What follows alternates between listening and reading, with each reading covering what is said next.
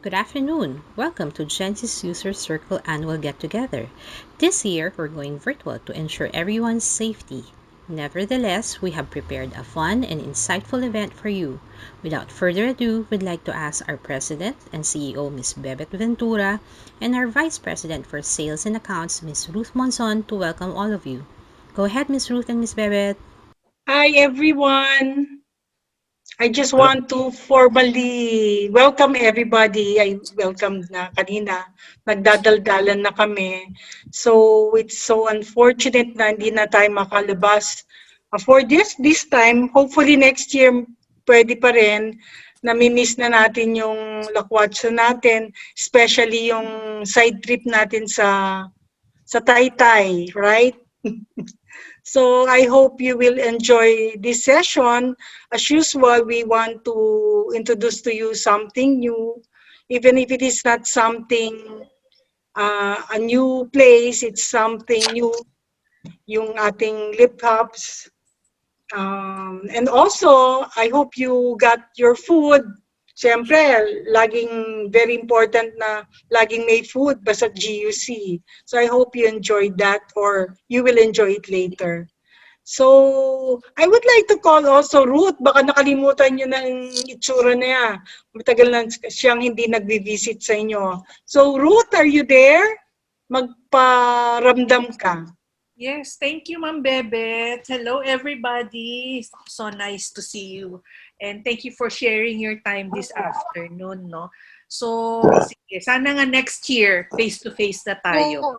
Okay, take it away, Miss Chel. Thank you, Ms. Ruth and Ms. Bebet, for the warm welcome message. For our fun and creative session, we'll be doing a Lithops Desert. Lithops are fascinating little succulents or living stone plant. Please watch the video and unbox your Lithops kit. Enjoy!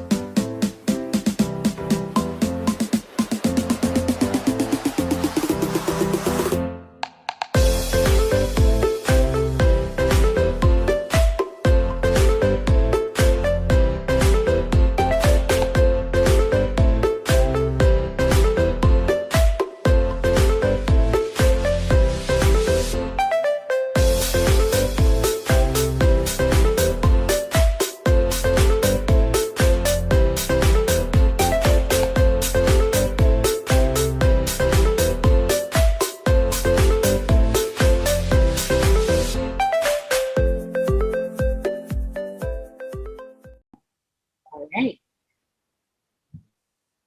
So for our next activity, we'll be having Mr. Julius Uy as our speaker. Thank you very much, Julius, for accepting our invitation this afternoon to actually share about the art and science of leading IT teams. But before that, let me introduce Julius.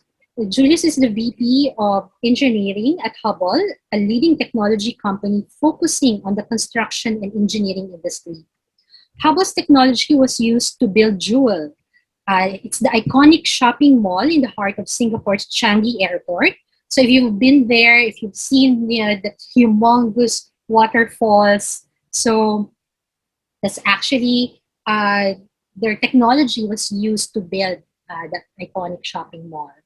So Julius was an engineering, before Hubble, Julius was an engineering manager for apps and connected devices at Rakuten Wiki, a famous video streaming website. So that's actually how I met Julius. He was running the engineering team at the time, and they were speaking at various tech community events. He started his career as a software engineer in Singtel and then Rakuten Wiki. Julius has been an active contributor to the Google developer groups, and currently serves as its Singapore chapter lead. He is one of the mentors at Plato, a global elite group of technology and engineering leaders whose mission is to mentor individuals and teams around the world to bring them to continuous higher levels of success. With experience and wisdom beyond his years, Julius will share leadership and management facts and insights when applied and will help us to build and nurture high performing teams. The proven idea that he will present are valuable not only to IT teams, but to teams across the organization. So these are definitely ideas worth sharing. So without further ado, good afternoon, Julius, and thank you for joining us this afternoon. Hello, good afternoon. It's so good to see you all. And thank you, Mamisha and Tita Ito, for the invitation. It's so good to see you all. Let's see. Let me share my screen and let's get things started. Okay, let's see. Oops, I think. Can you see my screen? Oh, Yes. there we go. All right. Okay. Okay. It's my first time actually presenting on Zoom. It's so good to see that I can see the rest. So in the event that something goes wrong, please do alert me because I think I won't be able to see any messages when I'm presenting. Otherwise, hello once again. Happy afternoon. It's so good to see you all. I have worked in the Philippines for a few years as well. Born and raised there, and now I live in Singapore. And I really look forward to go back again once all these COVID stuff is over. Yeah, let's dive right through it. All right. So my talk is about scientific leadership, whereby we're gonna look at several research, probably a few dozens of research about how we can actually optimize for productivity in our workplace. Some of these research might be new, some of them might be old, but I hope that you learn something out of it. So let's start off with this. Here's a question. In the video game industry, which of these contributes to the highest revenue? Is it game design, middle management, or company brand? So you can take time to think about it, talk about it. Okay, we have a chat here. Okay, A, yeah, cool. Thanks, Carl. Thanks for responding. Yeah, so you can think about it, but it turns out that the actual one that contributes most to revenue is not game design, not company brand. Turns out to be middle management, according to this research right here, which is quite interesting because if you're not an individual contributor, you are actually a middle manager. Think about it. Individual contributors reports to managers, and depending on how big your company is, the managers report to a succession of various managers until they eventually reach the CEO.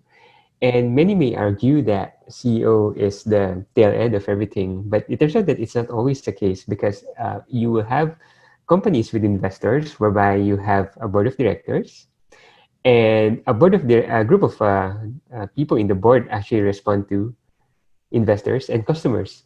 So everyone is actually a middle manager, except if you're an individual contributor. Although you can also argue that as individual contributors, you're also managing your own customers. At the end of the day, what we are seeing here is that the research that we have just seen, while company brand and product help a company succeeds, the main contributor to success is actually the people. Research done by Gallup in 2015 has shown that only 1 out of 10 people have high talent to effectively manage people. 2 out of 10 with sufficient training is able to be just right, just good enough, which says something extremely insightful in the way we evaluate management today, which is that more likely than not, we are actually reporting to managers that are not good enough for their work. Um, this is interesting in another way because here we are leading our teams, and who knows how good we are as managers? Who knows how much money we are leaving on the table because we are not able to manage good enough? This is reality. This is not true. attack anyone. This is just the way it is. This is research. And what we're going to look at here are some of the studies on how we can improve our management skills, our performance, not just ourselves, but also for our teams and also our company. Another research done by Gallup shows that if a company is managed by a good manager or good managers in general, they will have, in effect, highly engaged employees, and in effect, they will outperform their peers by as much as 147% per share. Let's be clear here. We're not talking about 14.7% increase. We're talking about 147% increase per share. What this means is that you're essentially doubling your headcount and more, but not paying that extra salary for your team. All you have to do is to make your people happy, make them engaged, make them willing to go the extra mile with a smile on their face and not grumbling. Here's an interesting video. So a final experiment that I want to mention. Try to watch through the video. It's about 3 minutes long, and I'll explain to you the purpose of this video. To you is our fairness study. And so this became a very famous study, and there's now many more, because after we did this about 10 years ago, it became very well known. And we did that originally with capuchin monkeys, and I'm going to show you the first experiment that we did. It has now been done with dogs and with birds and with chimpanzees, but with Sarah Brosnan we started out with capuchin monkeys. So what we did is we put 2 capuchin monkeys side by side. Again, these animals, they live in a group. They know each other. We take them out of the group, put them in a test chamber. And there's a very simple task that they need to do. And if you give both of them cucumber for the task, the 2 monkeys side by side, they're perfectly willing to do this 25 times in a row. So cucumber, even though it's really only water in my opinion, but cucumber is perfectly fine for them. Now, if you give the partner grapes, the food preferences of my capuchin monkeys correspond exactly with the prices in the supermarket. And so if you give them grapes, it's a far better food, then you create inequity between them. So that's the experiment we did. Recently, we videotaped it with new monkeys who had never done the task, thinking that maybe they would have a stronger reaction, and that turned out to be right. The one on the left is the monkey who gets cucumber. The one on the right is the one who gets grapes. The one who gets cucumber, note that the first piece of cucumber is perfectly fine. The first piece she eats. Then she sees the other one getting grape, and you will see what happens. So she gives a rock to us, that's the task. And we give her a piece of cucumber, and she eats it. The other one needs to give a rock to us. And that's what she does. And she gets a grape. And she eats it. The other one sees that. She gives a rock to us now, gets again cucumber.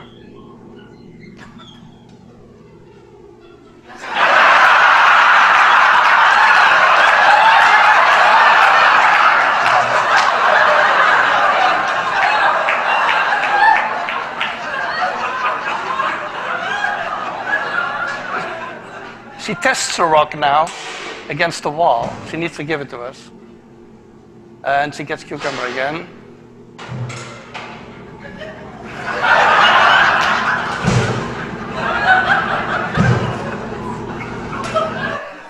So this is basically the Wall Street protest that you see here. So notice what happened here. You have 2 monkeys. For one monkey, you give him a stone. You give him a stone, he gives it back to you, and then he gets a cucumber. In general, she's totally happy with it until she sees the other monkey, who's given a grape, which is far more tastier than a cucumber. Now, think about it this way. The value of a cucumber is infinitely more than a rock, primarily because she can get nutrition from a cucumber, but not the rock. However, the moment that she sees the other monkey getting something better than her, now she's upset. This violates the traditional view in economics, which says that people are perfectly rational. Whenever you give something to them, they'll be more than happy to receive it in the context of only that transaction. The reality is that people behave differently whenever they see people within the same context as them though not in direct transaction, people in the same context as them getting something different. We might find the mystery why many companies actually don't want people to share their salaries. The reason is because you're having a personal transaction, the business and the person, on, what do they get in the exchange of the service that they provide. However, if they start talking about their salary, now the company is being disadvantaged in some ways. And so there's one way to see it is to stigmatize the the value of talking about salaries.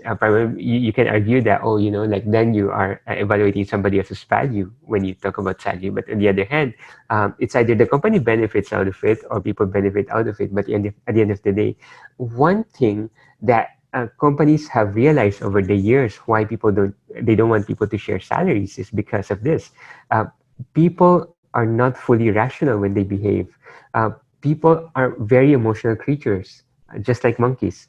In fact, you can do this experiment yourself. It's an ultimatum game.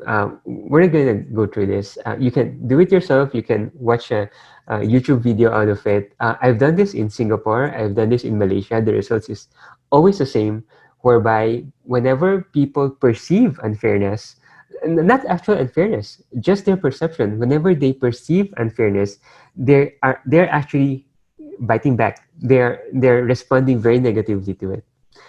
So here's what's going on. In our brain, there's many parts. Neuroscientists will laugh at this illustration because when you study neuroscience, what they will tell you is that in basic neuroscience 101, you'll come up with all these assumptions, which is what I'm going to show you, and then in deeper levels of neuroscience, all these assumptions are going to break down. But for the purpose of this is good enough. So there's two parts of the brain among the many other parts: prefrontal cortex and amygdala. Some of you might already know this. The prefrontal cortex is the one that conducts the rational behavior of a person. So whenever you're trying to solve an engineering problem, a business problem, it's the prefrontal cortex that activates.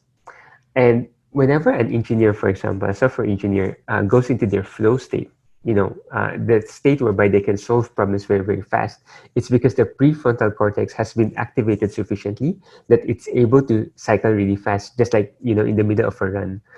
Uh, on the other hand, you have the amygdala, which is the part of the brain that helps you define the fight or flight situation in any event.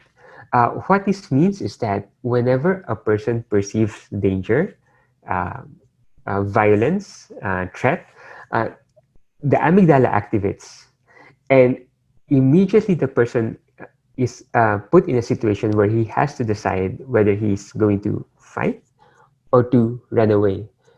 Now, here's an interesting relationship between these two. The moment the amygdala activates, the prefrontal cortex shuts down. So you might have experience, surely we all have, experience whereby we regret things that we did because we are upset. And then later on, realizing it's too late to correct the error because the damage has been done. This is what's happening to us. The amygdala is smothering your prefrontal cortex. So what's the result then? Well, and one research tells us that as much as 71% of errors made in the medical field could have been avoided. 71%, that's a lot.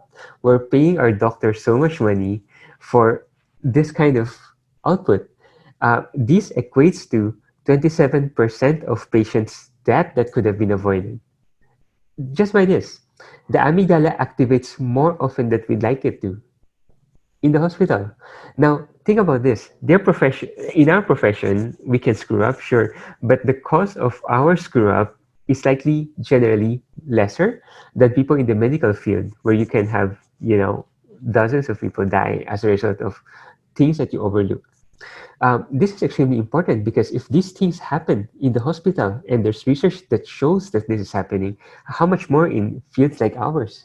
Um, Another research done by Pearson and Porat shows that the impact of toxic work culture, a work culture whereby the amygdala activates all the time, is that you have about 40% of people intentionally, not accidentally, intentionally decreasing work effort, intentionally decreasing time at work, worrying about the incident, and even going so far as to leave their job. That's tragic for a company. And the price that we pay for not regulating our emotions properly at work is actually this: lost benefit for the company, lost opportunity. What do we do then? Well, Google says that we have to establish psychological safety. But it turns out it's not only Google. In fact, Google relies on several research in their people operations team to come up with 5 major factors that contributes to a good working environment. Here's a kicker though. They identified psychological safety as significantly higher than the other 4 that you see here, such that even if you have a poor implementation of the other 4, so long as people feel psychologically safe, you are performing way, way better than most of your peers.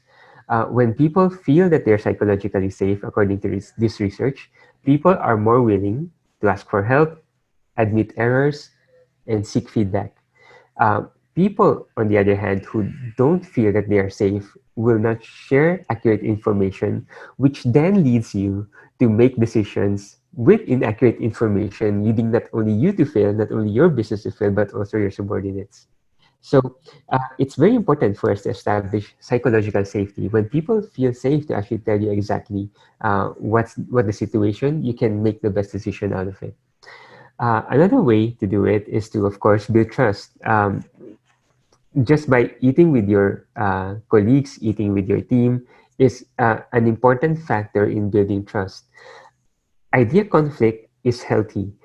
In a company, there will always be idea conflict. In fact, if there are no idea conflicts, you should be extremely worried about it because it's likely there's a brilliant jerk in the company who's hogging the majority of the conversation. The problem here is that when people are emotionally invested to their ideas. And in fact, if people are in a toxic work culture, most idea conflicts, which should be healthy, turns out to become a relationship conflict. And it creates chaos in the company. So make sure to build trust because people who feel that they can trust the people that disagrees with them can actually work together and come up with the best idea. At the end of the day, it's not the person that has to win. It has to be the best idea that has to win. Another Harvard Business School study tells us this is quite interesting. Many of you will surely have run into this. Direct reports don't necessarily respond to orders from the higher ups, especially if they're extremely good, because they're very, very smart.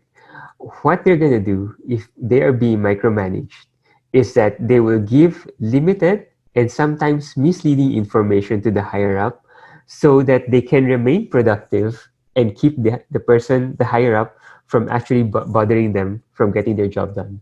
So be very careful with that. You may actually be receiving a lot of false information from your subordinates if you yourself are not treating them sufficiently well. It's important to listen. In fact, if there's one thing that you should take away, it's this.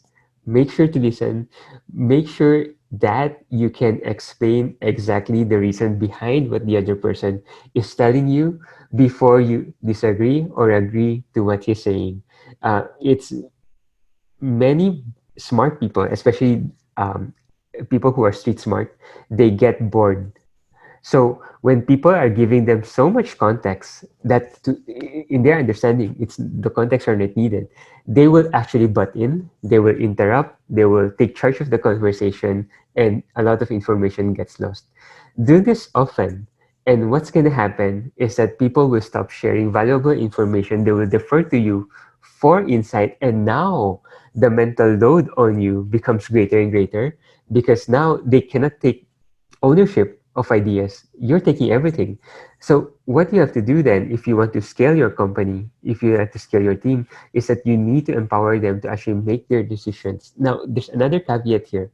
Um, if you read Ben Horowitz's book, The Hard Things About Hard Things, he talks about the wartime CEO and the peacetime CEO.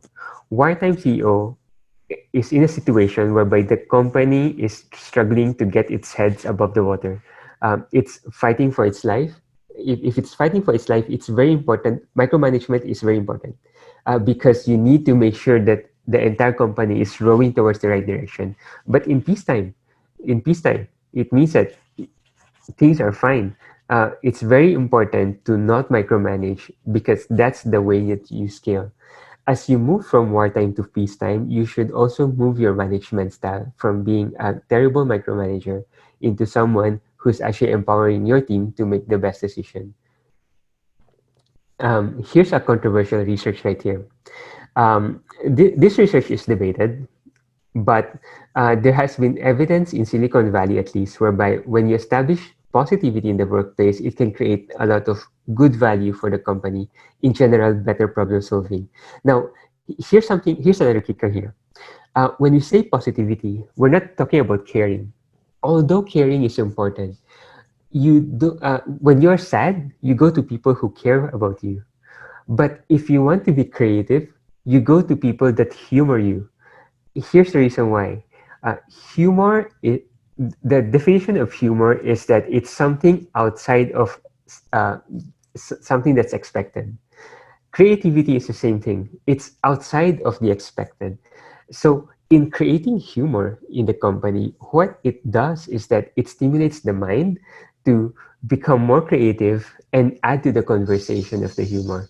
This is quite important. Um, let me just close this guy right here. Okay. And then remember that your brain is playing tricks on you. So make sure that you optimize for the prefrontal cortex to activate most of the time in a company. Here's number 2. Be very cautious of confidence because the appearance of confidence can make you feel certain in the absence of sufficient supporting data. Does it make sense? It makes you feel certain, not think that you're certain, feel. Now, here's the problem. Feeling can mislead us. There's this thing called the certainty effect in psychology, whereby it's a cognitive bias where people are more likely to latch onto the feelings of certainty, even if the odds say otherwise. People want to be certain. But here's the thing. Certainty, according to Robert Burton, a neuroscientist, is something that's not achievable. We need to be comfortable with uncertainty. Here's a research that was done several years ago, and here's what they did.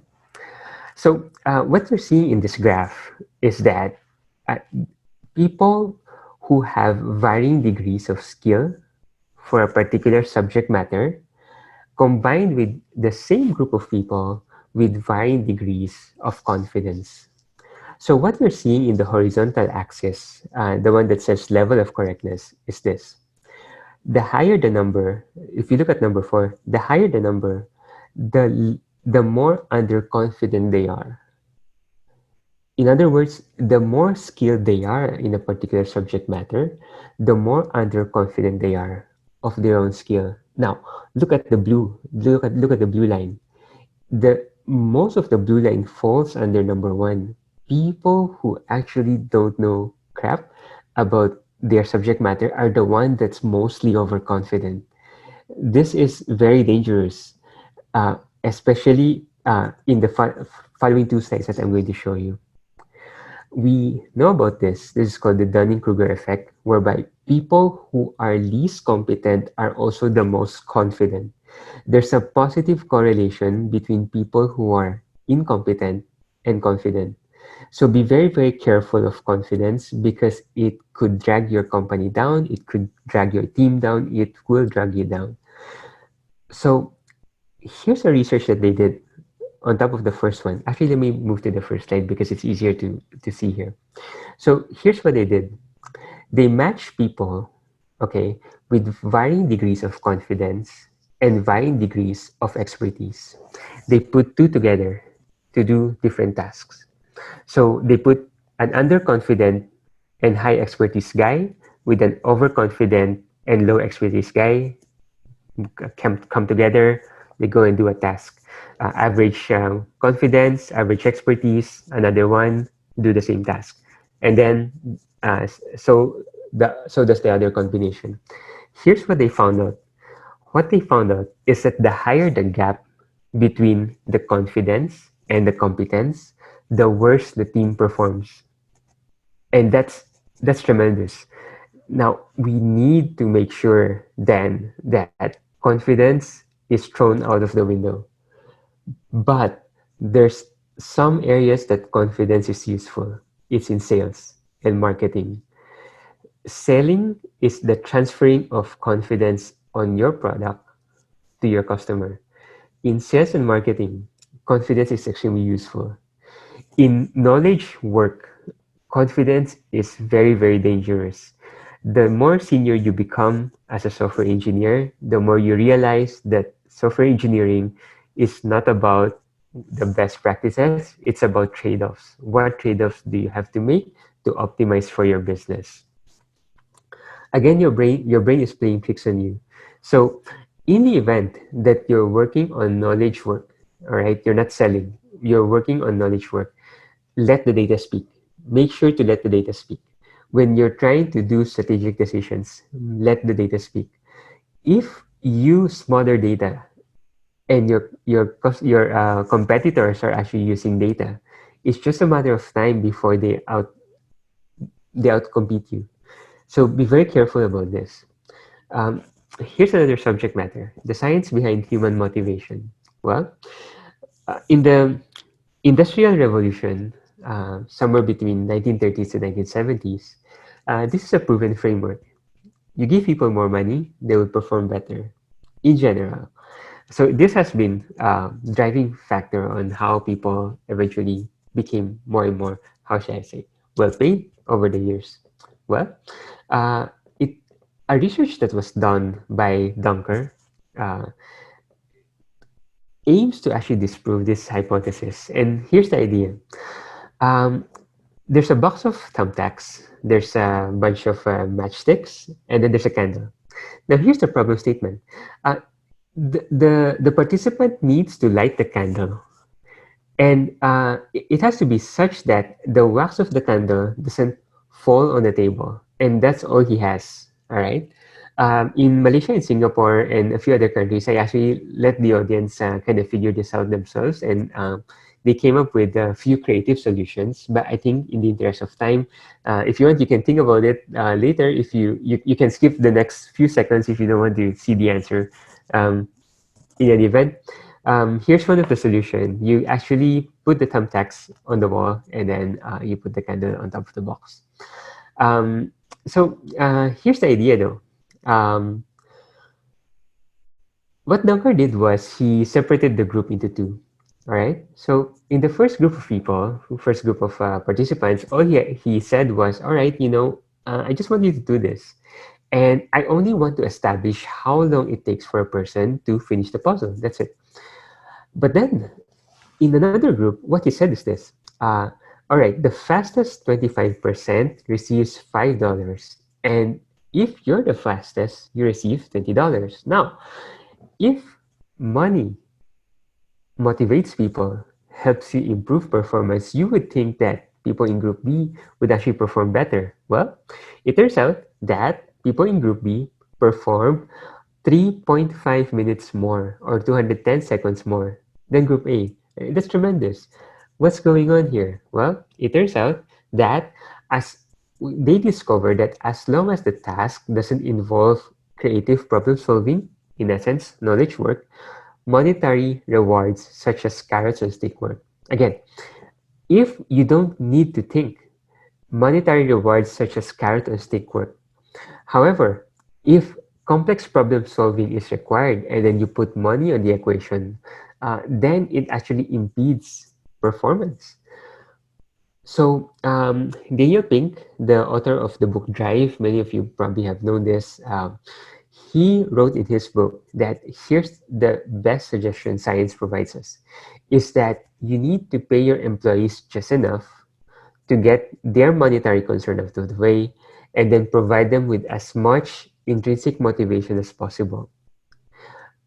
when a person thinks about his compensation and survival, what's happening is that that is subconsciously uh, be, uh, being loaded in their mind, which means that there's less and less mental real estate for them to use for creative problem solving.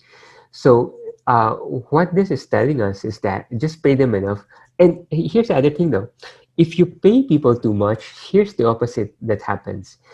It will stay in their mind that they are getting paid so much for doing too little, and then they will also think about it, and then their performance will suffer. So hence the suggestion is just pay them enough to get it out of the way, and then provide them with as much intrinsic motivation as possible. The book, as I mentioned, Daniel Pink's book called Drive, he identified three of them. One is autonomy.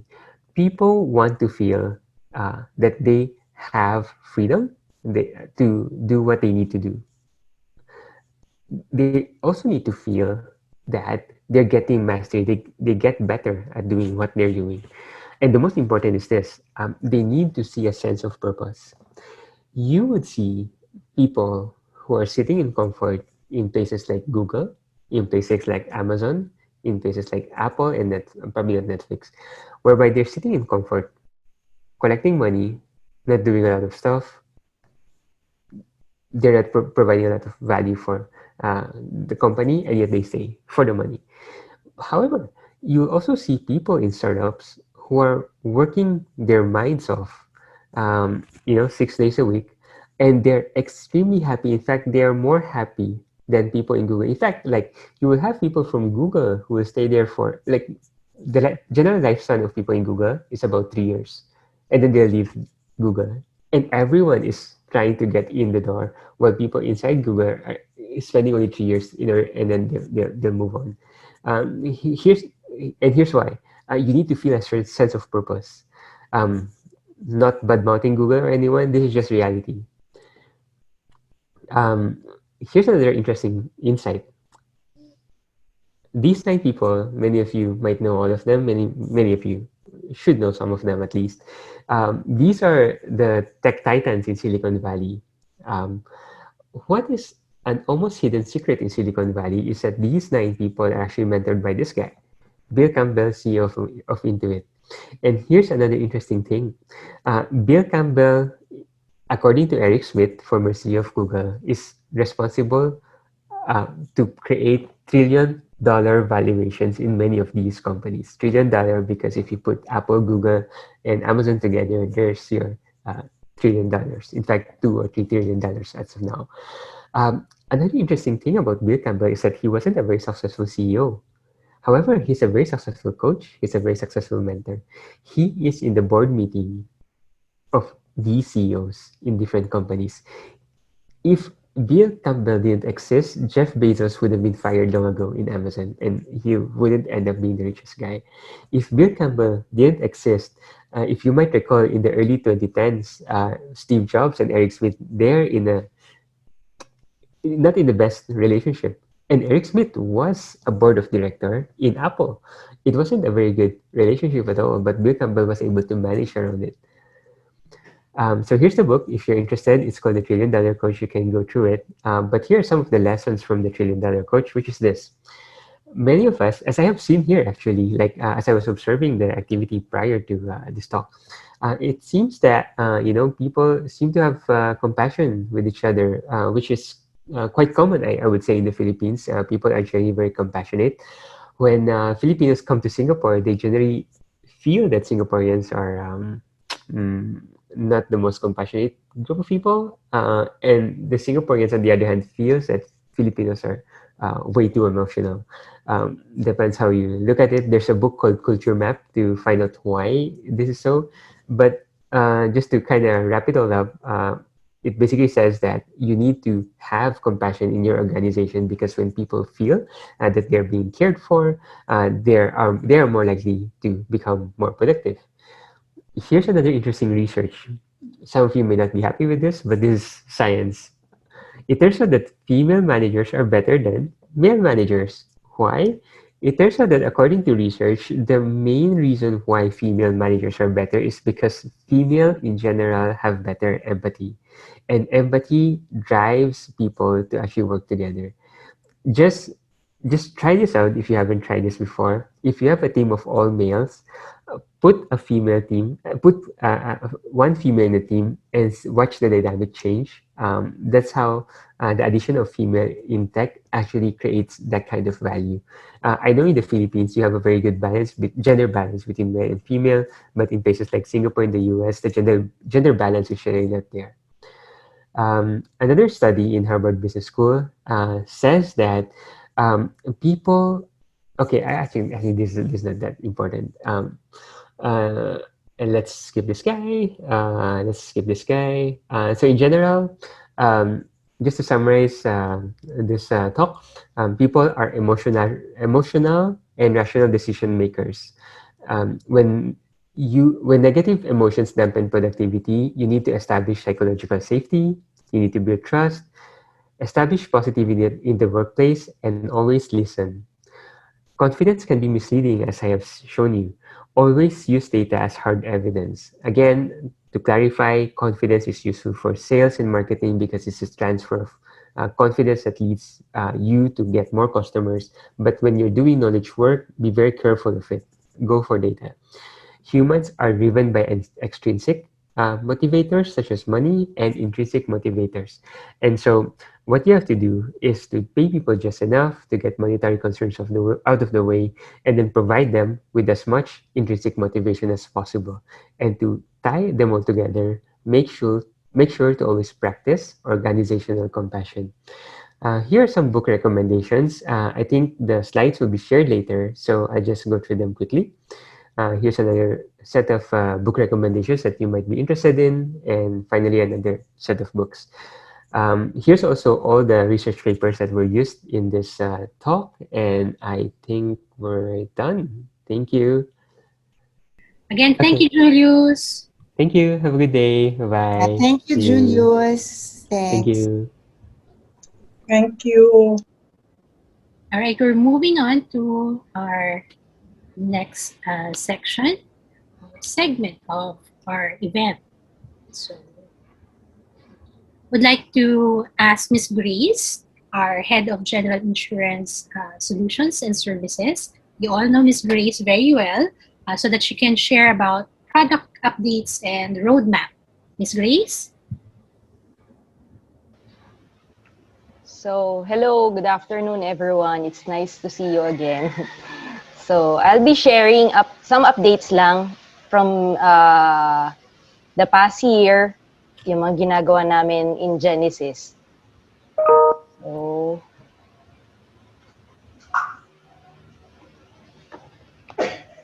Okay.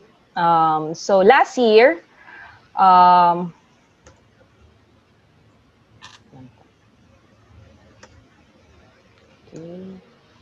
yan. So last year, these are the updates. So in Q2 of 2020, Western Guarantee signs up with GENIISYS. So we also started offering automated backup packages for our clients. And then in Q3, we released the initial extraction of scripts for the IFRS 17 enhancements. Also, in Q3, 3 new clients signed up for Bliss.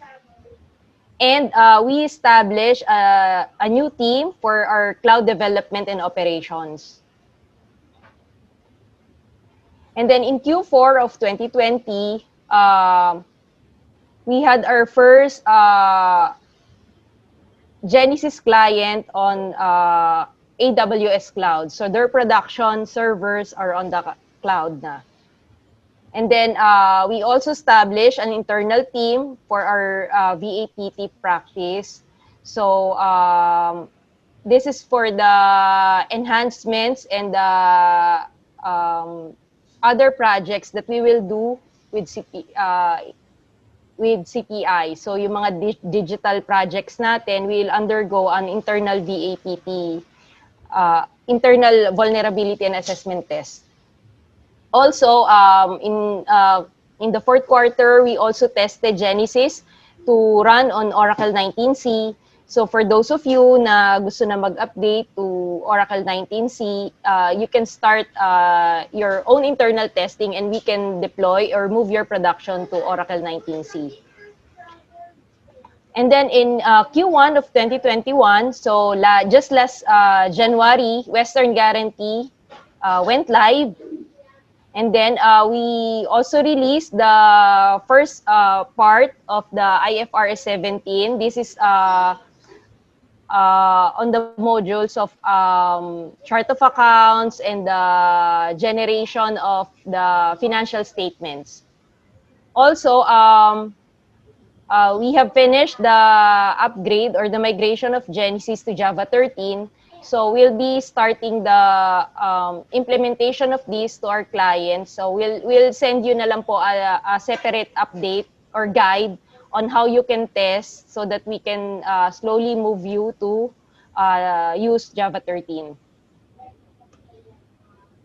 And then for our release enhancements po, last year, so first is the IFRS 17 enhancement. So we have released the data extraction and the Power BI dashboard for IFRS 17. So we also released the chart of accounts for the IFRS 17. This is where you can do your mapping from your current chart of accounts to the IFRS 17 version of the chart of accounts. Also included in the release is the extraction and printing of the trial balance and the financial statements. So for IFRS 17, we still have other enhancements that will follow during for 2021 po. And then for APIs po, we have released the APIs for premium payment of actually this can handle both partial and full payments. And then we also released the API for casualty CGL insurance, so issuance of casualty CGL. And then the override and audit trail enhancement. So for your overriding records, meron na po siyang audit trail ngayon so that you can view kung sino yung nag-override as part of the security and for your checking din po. And then for marine, we released the APIs for risk notes and marine cargo. This is also for policy issuance of marine. And then the issuance of reinstatement letter. Next is the electronic copy of the official receipt. So for the electronic copy of official receipt, warning lang po you should be included po dun, kasama po dapat dun sa CAS accreditation nyo na allowed kayo to issue an electronic copy of the OR po. Pero if not, kung gusto nyo lang po na for filing, may PDF copy na po ngayon yung OR. And then for compliance requirements po, we have included na yung information for the IC catastrophic property in GENIISYS and also yung extraction and printing of the reports that you can submit to the IC. So next po, this one is our roadmap for 2021. So in Q1, we will release the total loss report. So currently po kasi we already have the tagging of total loss claims in GENIISYS, but we don't have the report yet. So for this quarter, we will include the generation of the loss total loss report. And then we will also add a gross format for the as of trial balance. For those of you that are familiar, yung trial balance kasi natin are net of credit and debit. So some clients are requesting for the gross format since their accounting is using the gross format. So we will also release another format for the trial balance to handle that requirement. And then for Q2, we will include the uploading of fair market value. So for those of you that are using the FMB in their issuance and renewal processing, so since twice a year po nagre-release si PIRA ng FMB values, we will include na yung uploading of that in the maintenance so that for easier processing then when there's an update from PIRA. And then also for Q2, we will add an email register for all documents that will be sent via email so that you can see if you have already emailed the document to your clients or to your agents po. And then also for Q2, ito po yung usual na nire-request.